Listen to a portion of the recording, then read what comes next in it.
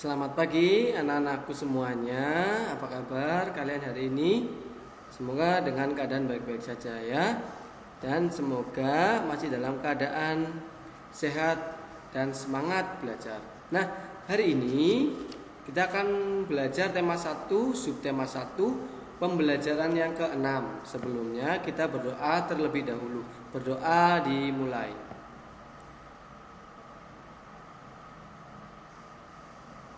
Selesai. Nah, hari ini Pak Dija akan menjelaskan tentang menyebutkan pengamalan sila keempat. Kemarin sila ketiga, sekarang dengan sila keempat. Sila keempat pada Pancasila di lingkungan rumah. Sikap yang sesuai dengan pengamalan sila keempat di rumah yaitu ada menghargai pendapat ayah, ibu, dan adik saat berdiskusi. Yang kedua, bermusyawarah untuk mengambil keputusan. Yang ketiga, pembagian tugas kerja bakti dalam keluarga. Nah, sila keempat ini berlambang atau bersimbol. Siapa yang tahu? Sila keempat, simbol atau lambangnya apa? Kepala banteng. Nah, kepala banteng ini bunyi silanya, kerakyatan yang dipimpin oleh hikmat, kebijaksanaan dalam permusyawaratan perwakilan. Nah, biasanya di sila keempat ini itu mengenai musyawarah, mengenai pembagian tugas, dan mengenai menghargai pendapat orang lain seperti pendapat ayah, ibu, pendapat kakak, pendapat kakek, nenek, dan orang lain. Nah, musyawarah ini biasanya kita lakukan di lingkungan kelas. Seperti minggu yang kemarin, musyawarah menentukan ketua kelas, musyawarah menentukan piket kelas. Nah, musyawarah ini biasanya di sila keempat. Kemudian Pak Jaka menyebutkan pengamalan sila kelima Pancasila di lingkungan rumah. Nah, sila kelima ini bersimbol padi dan kapas. Bunyinya keadilan sosial bagi seluruh rakyat Indonesia. Nah, keadilan sosial bagi seluruh rakyat Indonesia itu apa? Nah, mempunyai sikap yang sesuai dengan pengamalan sila kelima, terutama di lingkungan rumah. Yang pertama adalah hemat dalam menggunakan uang. Kedua, adil dalam membagi waktu untuk belajar dan bermain. Ketiga, adil dalam membagi makanan kepada adik dan kakak. Nah, contoh ini Pak Dija contohkan 3. Nanti Pak Dija akan contohkan masih banyak yang lainnya. Pertama, hemat dalam menggunakan uang. Kita harus berhemat sesuai dengan sila kelima, keadilan sosial. Harus adil, harus membagi mana yang buat jajan, mana yang buat tabungan ya. Kemudian sila kelima contoh yang kedua, adil dalam membagi waktu untuk belajar dan bermain. Nah, kalian dilatih untuk bersikap disiplin dan adil. Pertama, membagi waktu kalian belajar itu berapa jam. Kedua, membagi waktunya kamu berapa jam untuk bermain. Nah, kedua ini harus adil. Jangan bermainnya lebih banyak dibandingkan dengan belajar. Kalau salah satu dari kedua ini lebih banyak, maka itu dinyatakan tidak adil. Kemudian yang ketiga, adil dalam membagi makanan kepada adik dan kakak. Contoh, ada ibu membagikan kue kepada kakak dan adik. Kakak dikasih 3, adik dikasih 2. Adil apa tidak? Kakak 3, adiknya 2. Tidak adil. Harusnya sama-sama mendapat 3. Kakak dapat 3, adik dapat 3. Maka kita harus bersikap adil, terutama kepada keluarga ya, supaya tidak ada yang mempunyai sikap iri. Kemudian selanjutnya menggunakan ungkapan dalam sebuah cerita.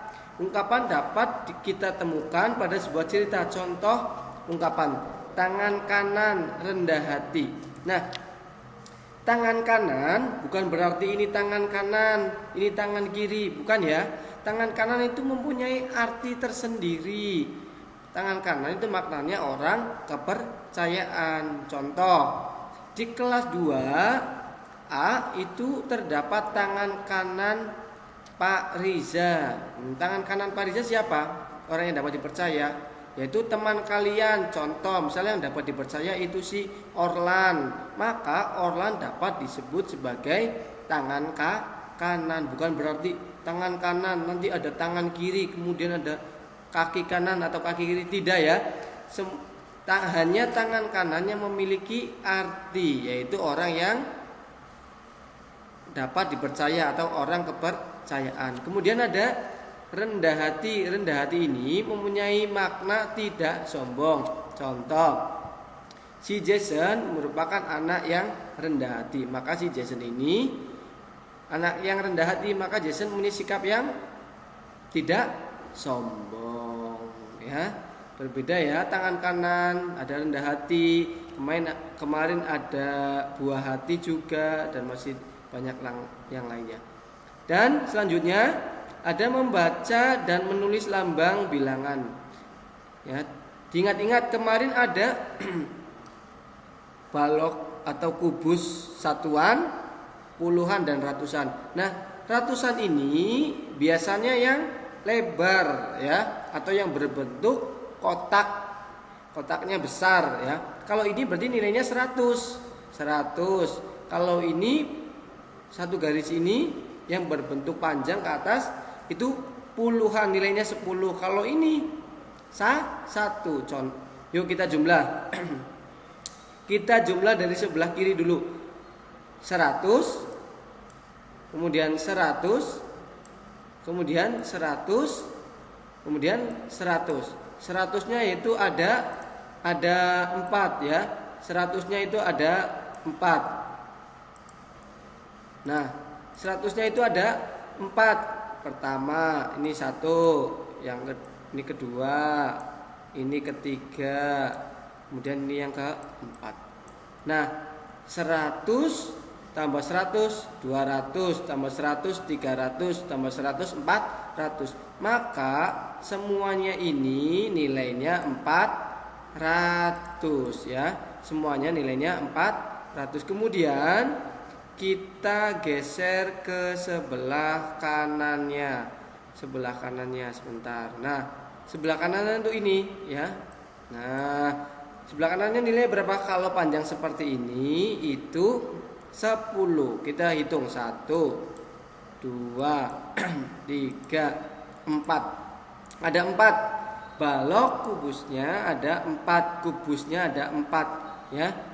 Ada 4, berarti masing-masing ini 10. 10 tambah 10, 20. 20 tambah 10, 30. 30 tambah 10, 40. Maka di sini nilainya 40. Kemudian geser lagi ke sebelah paling kanan. Nah, sebelah paling kanan ini ada nilai berapa? 1, 2, 3, 4, 5, 6, 7. Maka ada 7. 447. Nyusunnya gimana, Pak?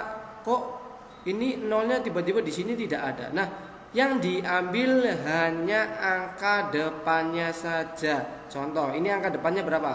4, tulis 4. Ini angka depannya berapa? 4, tulis 4. Kemudian ini angka depannya berapa? 7, hanya 7 ya. Maka 447. Nih, 447. Nanti ketika menyusun angkanya hanya diambil angka depannya saja, kemudian dibaca 444. Jika ditulis ini menggunakan angka ya.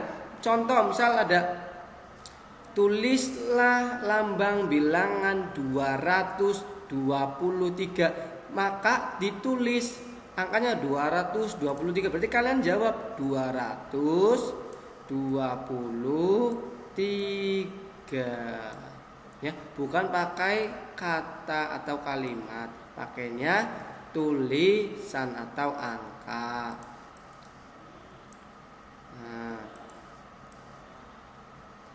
Nah, nanti Pak Riza kasih latihan soal hari ini ya. Kalian kerjakan dengan penuh semangat dan junjung rasa jujur ya, disiplin. tepat waktu. Tidak boleh menunda-nunda tugas, harus dikerjakan dengan tepat waktu dengan rasa penuh semangat. Oke, terima kasih.